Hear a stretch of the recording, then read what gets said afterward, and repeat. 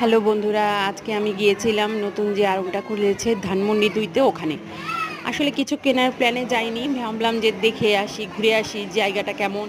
আর তখন মেয়ের স্কুল ছুটি হয়নি তো, তাই ভাবলাম যে যাই গিয়ে একটু দেখে আসি যে কেমন এই হয়েছে। জায়গাটা সুন্দর সবাই না? তো খুব প্রশংসা করছে জায়গাটার এই জায়গাটা এবং সুন্দর। আমি ভাবলাম যে এত সকালে যখন যাচ্ছি তখন ভিড় হয়তো এত পাবো না, টুক করে একটু ঘুরে চলে আসবো, কিছু ছবি-টবি তুলবো।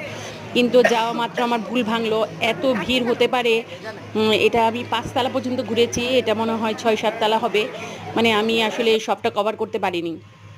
তারপরে ভাবলাম, আমার ছেলে বলছে, "মা এখানে যখন এসেছো কিছু একটা কিনে দাও।" তারপরে তার বেল্টটা ভালো ছিল না। বেল্টটা একটু নষ্ট ছিল।